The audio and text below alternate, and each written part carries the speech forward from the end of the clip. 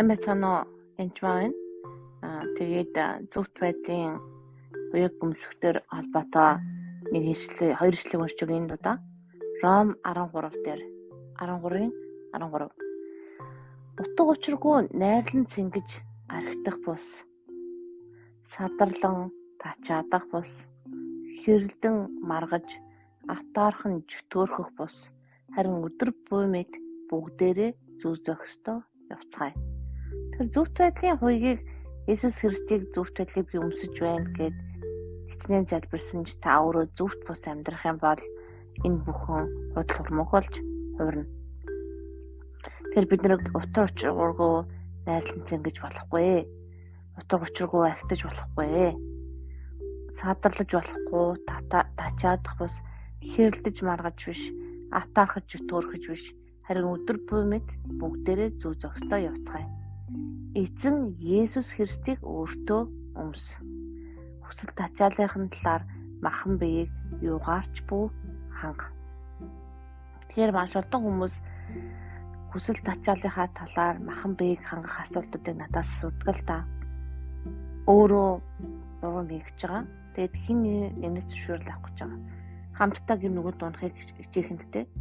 Би энэ бүхэн дээр ерөнхийдөө хариулт өгдөггүй. Та Библийг уншаараа, подкастаа сонсороо л гэж хэлдэг.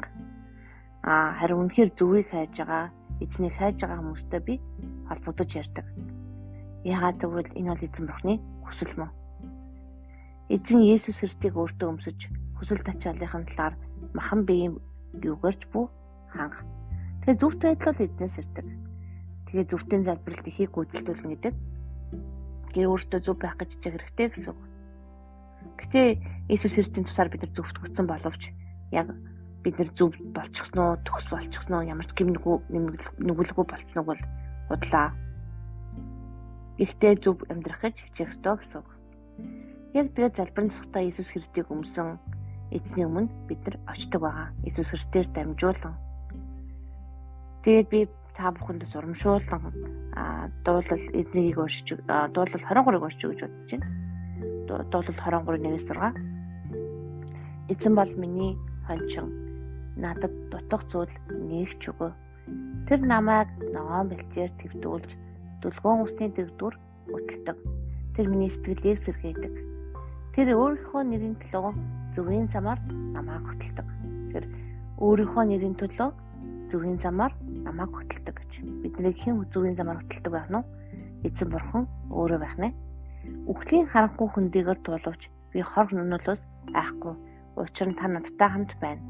Таны саваа, таны таяг намайг тайвшруулдаг.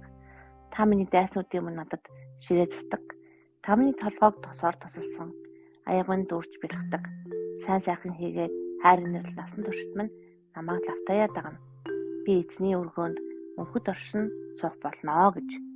Тэгэхээр амьдралд ялангуяа хэцүү ч юм уу дайлттай байх үед болж игэл эзний тайвшруулах үгүүдийг бас уншиж байгаараа. Тэгээд би зөвхт бус ч юм уу гэсэн буруу тоглоод орж ирэх юм бол би муу ээж, би тийхгүй байна, би л одоо буруу байна, зөв бус байна эзэн өмнө гэж бити бодороо. Ягаад гэвэл Есүс Христийн тусаар зөвтгөгдсөн загалмаатай таны бүх гэм нүгэл арилсан. Гэмтэй холбоотой бүх асуудлыг Есүс Христ шийдсэн. Та түүнд итгэж байгаа бол та түүний тусаар зөвтгөгдсөн байна. Тэр залбирахтаа би зөвхт бус учраас ч гэдэг юм уу тэгж бодож болохгүй шүү. Харин зүрхэндээ хорсолтой байж болохгүй. Харин байнга гэм нүглийг давтан үлдэж байгаа бол хичээн зөвтгөгдсөн гэж хэлсэн ч зөвхөн амьдралаар явахгүй байгаа бол та мэдээж гэрлийн хөвгүүд огтуд биш байна гэсэн үг. Тэгэхээр та өөрийнхөө зүрхээс сайн шалгаараа. Тэгээд худлаа өөрийгөө буруутгадаг байх юм бол тэрийг харин болоороо. Харин өөрийгөө бахан өөрөөрөө зөвтгчөөд би бацаг барьдаг, би сүнд явдаг сайн хүн гэсэн мөртлөө гэм нүгэл үлдсээр өдөр гэрэл байхгүй юм шиг байсаар бодолтой үйлдэлээр эцэс наранд гэм нүгэл үлдсээр зөвхт бас байсаар байх юм бол мэдээж та хаана байгаа нь ойлгомжтой. Бурхны хаанчлалд байх тун эзний дотор байх тун Есүс Христийг өмсөх тун зөвхт байдлын хуйг дуулахыг та үнэхээр өмсөх болтугай. Тэр үнэхээр Христийн зөвхт байдлыг бүрэн дүрэн өмсөх тун. Баярлалаа.